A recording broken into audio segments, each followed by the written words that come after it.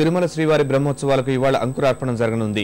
దేవదేవుని బ్రహ్మోత్సవ వేళ భక్తులకు ఎలాంటి అసౌకర్యం కలగకుండా చర్యలు తీసుకున్నామని తిరుమల తిరుపతి దేవస్థానం కార్యనిర్వహణ అధికారి చెప్పారు. వసతికి అవసరమైన గదులు, భద్రతాపరంగా ఇబ్బందులు తలెత్తకుండా పటిష్ట ఏర్పాట్లు చేసినట్లు వివరించారు. ఇటీవల తిరుమలను వేధిస్తున్న నీటి సమస్యను పూర్తి స్థాయిలో పరిష్కరించామంటున్న తిరుమల తిరుపతి దేవస్థానం ఈవోతో ముఖాముఖి ఇప్పుడు.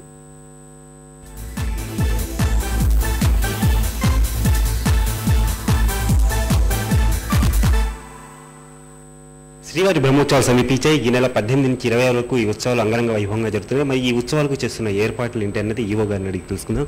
సార్ నమస్కారం సార్. సహజంగా బ్రహ్మోత్సవాలకు చాలా మంది వస్తూ ఉంటారు. అయితే అక్కడ తోపులాట్లు ఏమైనా జరగచ్చేమో, రద్దీ ఎక్కువ ఉంటుందన్న భయం ఉంటుంది. ఈసారి ఎలాంటి ఏర్పాట్లు చేస్తారు? ఓం నమో వెంకటేశాయ. భక్తులందరికీ కూడా సాదరంగా నేను ఆహ్వానం పలుకుతున్నాను. మనందరికీ స్వామివారి ఇచ్చిన దివ్యమైన ఒక అవకాశం. వారి వైభవాన్ని తిలకించడానికి కనీసం ఒకరోజైనా భక్తులు క్షేత్రానికి రావడం, ఒక వాహనమైనా చూడగలగడం అన్నది నా ఉద్దేశంలో అది ఒక గొప్ప వరం. కాబట్టి భక్తులు ఎవరు కూడా ఎలాంటి ఆందోళన చెందవలసిన అవసరమేం లేదు. వారికి కావలసిన సదుపాయాలన్నీ కూడా సముచితంగా ఏర్పాటు చేయడానికి మేమందరం మా విశ్వ ప్రయత్నం మేము చేస్తున్నాం. సహజంగా ఎక్కువ మంది వసతి గురించి దృష్టి పెడతారు. అక్కడ వసతి ఉంటుందా, దొరుకుతుందా, దొరకదు అన్నట్టు అంటారు. ఈసారి ఎవరు ప్రత్యేక ఏర్పాట్లు చేస్తారు? వసతి అంటే మనకి తెలిసిన విషయమే. మనం ఒక 6000 గదులు దాకా అన్ని రకాలైనవి మనం ఏర్పాట్లు చేస్తున్నాం. కానీ మనం సామాన్యంగా మనం చూస్తాం, మనం ఇలాంటి క్షేత్రాలకు వచ్చినప్పుడు చెట్టు కిందైనా పడుకోవడానికి సిద్ధంగానే ఉంటాం. సిబ్బంది కూడా చాలా అప్రమత్తంగా మరింత మెండుగా ఈ సంవత్సరం సేవ చేయడానికి అందరూ కూడా సిద్ధమవుతున్నారు. ఈ గరుడ వాహన సేవ రోజున ఎక్కువ మంది వచ్చే అవకాశాలు ఉన్నాయి. ఆ రోజు ఎలాంటి ఏర్పాట్లు చేస్తారు? గరుడ వాహన సేవ అన్నది మీకు తెలిసినదే. నేను కూడా గత సంవత్సరం చూశాను.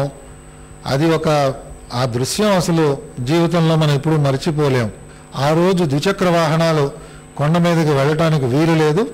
వాటిని ఏమాత్రం కూడా పర్మిషన్ ఇవ్వటం లేదు.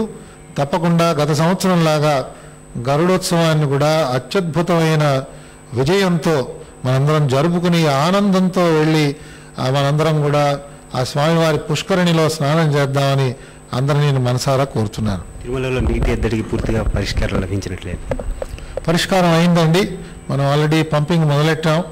1-2 మనకి పంపింగ్ చేసినప్పుడే మనకి తెలుస్తుంది ఈ ప్రెషర్స్ అన్నీ కరెక్ట్గా విత్స్టాండ్ అయిందా లేదా.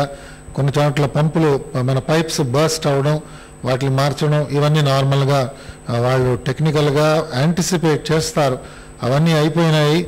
మంచినీటి ఎద్దడి ఏమాత్రం లేకుండానే తిరుమల క్షేత్రంలో అన్ని సన్నాహాలు చేస్తున్నాం. ఈ బ్రహ్మోత్సవాలు ఎక్కువ రద్దీ వస్తుంది. మరి చిన్నపిల్లల కిడ్నాప్ ఘటనలు మళ్ళీ పునరావృతం కాకుండా అక్కడ ఎలాంటి చర్యలు తీసుకుంటారు? ఇది ఒక చాలా ముఖ్యమైన విషయం అండి. భక్తులు ఎలాంటి భక్తి ప్రపత్తులతో వస్తున్నారో, దురదృష్టవశాత్తు కొంతమంది అత్యాశతో పిల్లల్ని తస్కరించుదామనే ఒక దురుద్దేశంతో కూడా వస్తున్నారు. కాబట్టి భక్తులందరూ కూడా అప్రమత్తంగా ఉండాలి. ఎవరి కుటుంబ సభ్యుల్ని వారు కాపాడుకోవాలి. ఆ పిల్లల్ని వారు వదిలేసి పోలీసు వారు చూసుకుంటారని చెప్పి పోలీసు మీద బాధ్యత పెట్టడం ఏమాత్రం కూడా భావ్యం కాదని నేను చెప్తున్నాను.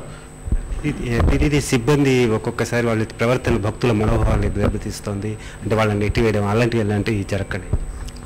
ఇదేదో ఉద్యోగంగా మనం భావించి సెక్రటేరియట్లో ఉన్న ఉద్యోగము, ఏదో కార్యాలయంలో ఉన్న ఉద్యోగము అని భావించకుండా ఇది ఒక భక్తుడికి సేవ అందించగలిగే దివ్యమైన అవకాశం నాకు ఆ గోవిందుడు ఇచ్చాడు అని మనం భావించాలి. ప్రతిసారి ఒక భక్తుడిని మనం సమీపించినప్పుడు ఆ భక్తుల్లో గోవిందుడిని మనం చూడగలగాలి. ఆ రకమైన స్థితికి మనం ఎదగాలి. అందుకనే ఇది ఉద్యోగం కాదు, ఇదొక మంచి అవకాశం. మరింత బాగా చేసి భక్తులందరి మన్ననలు పొందాలి. అది నిజమైన బ్రహ్మోత్సవాల బహుమతిగా మనం భావించాలి అని నేను భక్తులందరినీ కూడా కోరుతున్నాను. ఏర్పాట్లు ఘనంగా చేశామని, అలాగే భక్తులు ఎలాంటి ఇబ్బందులు పడక్కర్లేదని ఈవో చెప్తున్నారు. కెమెరా భాస్కర్తో రవిచంద్ర, ఈటీవీ న్యూస్, తిరుపతి.